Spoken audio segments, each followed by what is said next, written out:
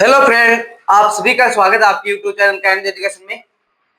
तो इस वीडियो में बात करने जा रहा हूँ सीईटी 2026 की, जिसमें हम परीक्षा तिथि एग्जाम डेट को देखेंगे, कब आपके फॉर्म स्टार्ट होने वाले वो देखेंगे, प्लस आपके नए नियम को लागू करने की बात चल रही है आलोक राज्य के द्वारा, यानी राजस्थान कर्मचारी चयन बोर्ड ये भर्ती सबमिट करवाता है, इसमें नए नियम लाने की बात चल रही है। प्लस इसमें यह भी देखेंगे हम कि 40% आसान है लाने जो पिछली सीईटी हुई उसकी तुलना में, या कुछ ज्यादा डिफिकल्ट है। यानी इसी बातों के साथ सीईटी में देखेंगे कितने सब्जेक्ट है, कब आपका एग्जाम होना है, सभी बातों को देखेंगे। प्लस पूरा वीडियो देखना है, प्लस चैनल को सब्सक्राइब कर लेना है। एक और मैं बता दूं, सीईटी एग्जाम जो आपकी पिछले 2 बार हो चुके हैं उसके पीआईक्यू आपको हूबहू पीआईक्यू दिखाऊंगा आपको इस चैनल पे। तो सभी पीआईक्यू एक साथ टेलीग्राम चैनल ज्वाइन कर लेना, अपने इस चैनल को सब्सक्राइब कर लेना। हम ओनली पीआईक्यू करेंगे जो आपके जो 40% कर दीजिए, क्राइटेरिया 60% कर दीजिए, अगर वो पीआईक्यू प्लस उसका 360 पट गए तो आपका सीईटी 2026 क्लियर हो जाएगा। ठीक है, ज्यादा टाइम नहीं लेते, हम सीधी बात मुद्दे पर आते हैं कि हमारा एग्जाम होने जा रहा है सीईटी 2026 की। ऐसी भर्ती है ये जो आपको आगे आने वाले जो भी एग्जाम है वो इसको थ्रू जाना पड़ेगा। आप कुछ मेन एग्जाम छोड़ दीजिए, जैसे second grade, first grade, RS, SI, ऐसे एग्जामों को जो आरपीसी कंडक्ट करवाती है उनको छोड़ के जो राजस्थान कर्मचारी चयन बोर्ड जो अदर एग्जाम कराता है, चाहे आप पटवार मान लीजिए, प्लाटू कमांडर मान लीजिए, छात्र अधिवेशक मान लीजिए, जेल प्रहरी, डिप्टी जेलर, इन जैसे एग्जामों में आपको राजस्थान कर्मचारी चयन बोर्ड द्वारा जो इंट्रेंस एग्जाम दिया जाता है सीईटी, उसको पास करना ही पड़ेगा। आपको अगर आगे बढ़ना है या आगे कुछ नौकरी पानी है तो आपको सीईटी क्लियर करनी पड़ेगी। तो इस वीडियो को पूरा देखना है, प्लस इसकी जानकारी को आराम से देखना है, प्लस इस चैनल को सब्सक्राइब कर लेना है। मैं बताऊं सीईटी 2026 की बात करेंगे हम।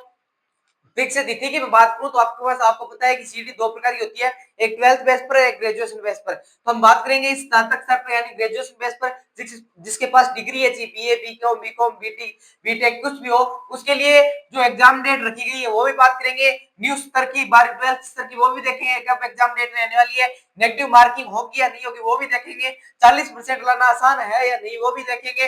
प्लस इसमें आपको नए कुछ नियम है उनकी भी मैं बात करूंगा। ठीक है, आपके सामने पहले रख देता हूं कि पास करने का तरीका क्या होता है। सीईटी पास करने का आपको तरीका बताऊं तो सीईटी पास करने का तरीका, एक तो ये चैनल सब्सक्राइब कर लीजिए, क्योंकि इस चैनल पर आपके लिए मैं, अगर आप क्राइटेरिया कुछ भी कर दीजिए, बोर्ड ने आपको 60% क्राइटेरिया कर देगा ना, तो वो भी मैं पास करा दूंगा आपको, हूबहू क्वेश्चन दिखाऊंगा आपको इस चैनल से। तो आपको क्या करना है, पास करने का तरीका देख लीजिए, 12th बेस पर और ग्रेजुएशन बेस पर। तो आपके कुल 15 सब्जेक्ट देखने को मिलेंगे आपको, यानी 15 सब्जेक्ट के साथ आप ग्रेजुएशन सीईटी देने उतरोगे।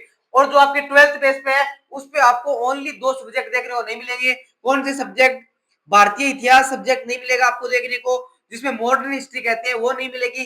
प्लस आपके दैनिक विज्ञान मिलेगी ओनली, दैनिक विज्ञान, इसमें साइंस और टेक वाला पोर्शन नहीं मिलेगा, वो आपको देखने को मिलेगा सीईटी 12th बेस पर वाली पर नहीं मिलेगा, ग्रेजुएशन बेस पर मैं देखने को जरूर मिलेगा। अब मैं बात करूं कुल कितने विषय है, तो आपके सामने राजस्थान के ऑल ओवरव्यू से आरएस के मेंस, आरएस प्री का जो सिलेबस है वो हूबहू डिट्टो सिलेबस आपको राजस्थान के सीईटी करवाती है उसमें देखने को मिलेगा। 15 सब्जेक्ट आपको हूबहू देखने को मिलेंगे, चाहे आप इसमें India geography, India history, India political science, Rajasthan geography, Rajasthan history, Rajasthan art and culture, math, GK, world, Rajasthan का करंट, राजस्थान का, इंडिया का करंट, वर्ल्ड का करंट, अब कुछ भी मान लीजिए, आपके जो सब्जेक्ट है, कंप्यूटर हो, मैथ हो, रीजनिंग हो, हिंदी हो, इंग्लिश हो, ये आप सभी सब्जेक्ट आपको ग्रेजुएशन में देखने को मिलेगा। तो अच्छा खासा वेटेड सिलेबस का रहता है। तो आप इन सभी के लिए निश्चिंत हो जाइए। जो आपकी बार 2 सीईटी करवाई है ना, जो आपके पास 2 सीईटी करवाई है, उसके लिए मैं आपके दोनों सीईटी, जो पीछे 2 सीईटी हुई है, वो दोनों सीईटी आपके लगभग 6 बार सीईटी हुई है, उनके जितने भी अभी तक आए हुए बोर्ड में दोनों सीईटी जितने भी क्वेश्चन, आप मान के चलो कि आपके 150 क्वेश्चन एक पेपर में आते हैं। ठीक है, अब 150 में से आपके लगभग 12 पेपर हो गए पीछे। मैं ग्रेजुएशन की बात कर रहा हूँ, सीईटी 12th में भी ये रहेगा। ग्रेजुएशन में आपके 150 में से 12 पेपर आपको आयोजित करवा लिए है बोर्ड ने, यानी 12 पेपर आयोजित बोर्ड ने करवा लिए है। तो इन सभी के पीआईक्यू आपको इसी चैनल पे देखने को मिलेगी। दीपावली की बात, तो इस चैनल को सब्सक्राइब कर लीजिए। आपको इस पीआईक्यू अगर 150 प्रश्नों के 12 पेपर पढ़ लिए ना आपने, तो आपका जो 60% का क्राइटेरिया हो, 40% का क्राइटेरिया हो, आपका 100% मैं कह रहा हूँ कि आपका क्लियर हो जाएगा सीईटी। ये बात मैं ओनली सीईटी एग्जाम जो 2026 में होने वाला है उसके लिए कह रहा हूँ। पास करने का तरीका बता दिया मैंने आपको कि पास करने का तरीका सीईटी में क्या रहने वाला है, ये तो पास करने का तरीका है। अब बात करूं मैं सीईटी की परीक्षा तिथि की। बहुत से बच्चों को कंफ्यूज रहता है कि सीईटी की जो परीक्षा तिथि है उसमें क्या बदलाव हो गया है। जरूर बदलाव होगा। जो स्नातक स्तर की सीईटी है, ग्रेजुएशन स्तर की सीईटी है, उसमें आपकी न्यू डेट देखने को मिलेगी, क्योंकि यह पहले क्या डेट दी गई थी, 2 फरवरी 2026 को यह डेट दी गई थी। अब इस दिन क्या हो गया है, जो लैब असिस्टेंट का पेपर है, जो राजस्थान में लैब असिस्टेंट का पेपर है, वो इस दिन कर दिया गया है, और जो स्नातक स्तर की सीईटी का उसको क्या कर दिया गया, पोस्टपोन कर दिया गया है। अब ये या तो उसके 10 दिन बाद में हो जाए या इसके 2 दिन पहले हो जाए, यानी 2 फरवरी आपको जो एग्जाम डेट दे रखी थी वो अब आपको जल्दी नई डेट मिल जाएगी, क्योंकि राजस्थान कर्मचारी चयन बोर्ड के अध्यक्ष आलोक राज जी ने ना बहुत जल्दी से काम कर दिया। नई सीईटी की डेट आपको जल्द देखने को जरूर मिलेगी। तो आपको 2 फरवरी ही मान के चलो, या 1 मार्च तक चला जाएगा या फरवरी तक, यानी आपको इन्हीं 2 महीनों में आपके सीईटी जरूर देखने को मिलेगा। तो नई डेट की कंफ्यूज नहीं रहना है। आपके पास 8 से 10 मई 12th वाली दे रखी है, 8 से 10 मई, तो आप इससे जाहिर है कि पहले करा लिया जाएगा, मार्च तक आपका एग्जाम ग्रेजुएशन वाला हो जाएगा। ये अपडेट वाला हो गया। अब नेगेटिव मार्किंग वाला और 40% वाला फंडा और देख लीजिए। यानी नेगेटिव मार्किंग वाला और 40% वाला फंडा मैं बताऊं तो आपके सामने आता है कि नेगेटिव मार्किंग अगर पहले जो पिछली 2 सीटी हुई है उसमें नेगेटिव मार्किंग नहीं थी, यानी पीछे 2 सीटी हुई उसमें नेगेटिव मार्किंग नहीं थी, क्योंकि आपको पता है आपको 40% लाने थे और 35% अन्य क्राइटेरिया वालों को ये लाने थे, जनरल ओबीसी ईडब्ल्यूएस इनके लिए थे। अब 300 आपके क्या नंबर का पेपर होता है, 40 आपको क्वेश्चन क्या होते हैं, 100% है, 120 क्वेश्चन आपको सही करने होते हैं, 40% है, यानी आपको 120 क्वेश्चन सही करते हो आप 120 नंबर, सॉरी 120%, ठीक है, यानी 120% आप अगर लाते हो तो 40% का आपका क्राइटेरिया पार हो जाता है, यानी 300 में आप 120 नंबर लेके आते हो तो आपका 40% और निकल के आता है, तो यह पार हो जाता है आपका, ठीक है। अब नए नियम क्या आ सकते हैं वो देख लीजिए। नए नियम आएंगे तो नए नियम क्या आएंगे, नए नियम 60% वाला आ सकता है या 55% वाला, तो विथ नेगेटिव हो सकता है, यानी विथ नेगेटिव ना भी हो सकता है और विथ नेगेटिव हो भी सकता है। अब बात करें अगर 40-60% आ गए ना, यानी जिन बच्चों के 40% पिछली सीट में लेके आए थे वो अगर 60% करते हैं तो आपको थोड़ा सा कंपटीशन टफ हो जाएगा, और 55% करते हैं उनके लिए भी कंपटीशन टफ हो जाएगा। अगर इसी क्राइटेरिया को रखिए, यानी 40% वालों के लिए प्लस 50% वालों के लिए उसमें विथ नेगेटिव मार्किंग, यानी जो आपका पेपर पिछला सीटी 2025 वाला, सॉरी 2024 वाला हुआ था उसमें क्या कर रखा था, नेगेटिव मार्किंग नहीं थी। अगर आप इसमें नेगेटिव मार्किंग ऐड कर देती है, यानी 1/3 कर दीजिए, 1/4 कर दीजिए, तो एग्जाम क्या हो जाएगा, थोड़ा टफ हो जाएगा, यानी कोई भी कर सकते हैं। अब 60% वाला नो नेगेटिव मार्किंग, यानी आपको 60% लाने पड़ेंगे, 40% की बजाय 60% लाने पड़ेंगे, उसमें नेगेटिव मार्किंग नहीं होगी, क्योंकि ये किस पे चलता है फंडा, ये रीट एग्जाम होता है, जो रीट एग्जाम होता है, प्री रीट एग्जाम बोलते हैं ना, उसमें क्या ये फंडा चलता है, यानी उसमें क्या है कि 60% लाने होते हैं आपको नेगेटिव मार्किंग के अलावा, यानी 60% नेगेटिव मार्किंग के अलावा लाने होते हैं, उसमें नेगेटिव मार्किंग नहीं होती बल्कि 60% लाने होते हैं। तो ये अगर कोई भी कर दे आपके सामने बोर्ड 60% वाला, 60% के साथ आपको नेगेटिव मार्किंग भी ऐड कर सकता है, क्योंकि आपको पता है तो पिछला सीटी होता है उसमें 9 लाख बच्चे प्लस पास हो जाते हैं। तो बोर्ड ने क्या है कि अगर भीड़ भी रखनी है तो इनसे कम करना ही पड़ेगा, इसके कारण कुछ नया फैसला लाया जाता है। अगर नया फैसला लाया जाएगा तो आपके सामने भीड़ भी कम होगी और नए भी जोड़े जाएंगे। अब आपके सामने अगर नेगेटिव मार्किंग वाला अगर फंडा रखेंगे तो जहां तक लग रहा है बोर्ड के जो नए नियम हो रहे हैं उनके अनुसार ये 40% वाला विद नेगेटिव मार्किंग जोड़ सकते हैं। अगर नेगेटिव मार्किंग जैसी भी ऐड होगी तो आपको जोड़ने के लिए नुकसान जरूर उठाना पड़ेगा, क्योंकि नेगेटिव मार्किंग होगी, आप तुक्के नहीं मार सकते, और नेगेटिव मार्किंग 40% के साथ 1/3% मैं कह रहा हूँ नेगेटिव मार्किंग ऐड होने वाली है।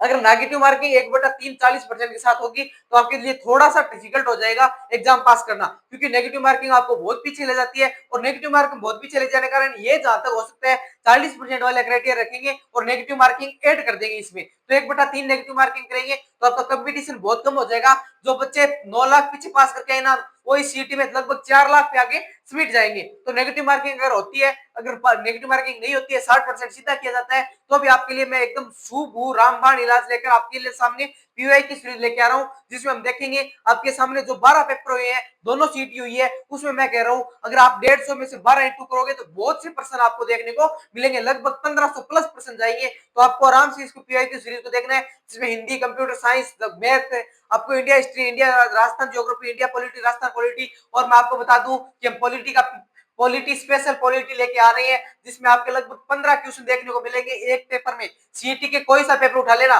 सीईटी का 15 क्वेश्चन पॉलिटी के क्यूआई को लेके आ रहा हूँ, जिसमें ओनली 15 क्वेश्चन मिलेंगे, हूबहू 15 क्वेश्चन आपको दिखा दूंगा। आपको अगर विश्वास ना हो तो पटवार एग्जाम में देख लेना, आपको 4th ग्रेड एग्जाम में देख लेना, पॉलिटी के हूबहू क्वेश्चन हमारी इसी चैनल पर छपे हैं। तो ये सीईटी का नया फंडा है, आपको सीईटी के क्लास से जो दीपावली के बाद मिल जाएगी, जिसमें हम देखेंगे 150 क्वेश्चन स्टार्ट कर दूंगा मैं। पिछली सीईटी हुई थी उससे पहले मैं पहला पेपर आपके सामने सॉल्यूशन लेके आऊंगा और उसमें आपको आराम से देखना है इस क्लास को। मैं कह रहा हूँ अगर ये आपको बात समझ में आएगी ना तभी आप है ना सीईटी पास कर पाओगे, वरना नई सीईटी आने वाली है ना, अगर सीईटी पास नहीं होगी ना आपका तो आगे आने वाले कोई भी एग्जाम आपको जो ओनली बेरोजगार बना देंगे। फिर से कह रहा हूँ सीईटी पास नहीं होगी तो आगे आने कोई भी एग्जाम आपको बेरोजगार बना देंगे, क्योंकि आपको पता है आरएस एसआई वगैरह इनको क्या होता है, कंपटीशन टफ होता है। हम देखते हैं पटवार एग्जाम, एलडीसी एग्जाम, छात्र दिवस के एग्जाम, कृषि प्रवेशक एग्जाम को आपको अलग से कर दीजिए, महिला प्रवेशक एग्जाम, यानी अदर जो कोई भी एग्जाम, जूनियर अकाउंटेंट का एग्जाम, इन एग्जामों में हम भाग नहीं लेंगे तो हमारा हौसला डिमोटिवेट होगा। अगर आपको मान लीजिए फोर्थ ग्रेड जैसी वैकेंसी आपकी बार आई थी, बल्कि आगे आने कोई भी वैकेंसी आपको सीटी में देखने को मिलेगी, अगर सीटी में एग्जाम देखने को मिलेगा तो आपके लिए थोड़ा सा टफ हो जाएगा। अगर आप सीईटी पास नहीं कर पाओगे तो आने वाला 1 साल एग्जाम या 1.5 साल एग्जाम कोई भी हो तो आप उसमें थोड़ा हानि उठानी पड़ सकती है। तो इसके कारण सीईटी की तैयारी जम के कीजिए, आपके पास अभी भी काफी टाइम बचा है। आप अभी भी सीईटी की तैयारी लगते हो तो लगभग मुझे लगता है 60% क्राइटेरिया अभी भी पास कर सकते हो, क्योंकि आपका एग्जाम होने जा रहा है मार्च में और मई में। ठीक है, तो जिन बच्चों के लिए आपको सीईटी तैयारी नहीं कर रहे हैं वो सीईटी की तैयारी लग जाइए, आपको सीईटी तैयारी करनी ही पड़ेगी। जो आगे एग्जाम माने राजस्थान कर्मचारी चयन बोर्ड का कोई भी एग्जाम हो या राजस्थान पुलिस विभाग की भी देख लीजिए, वो भी आपके सीईटी थ्रू करवानी है। आपको वीडियो कैसे लगे वो बता देना कमेंट में, प्लस ये जानकारी कैसे लगी वो बता देना, और सीईटी के लिए हम नए बेंच लेके आ रहे हैं, जल्द मिलती है। जय हिंद जय भारत।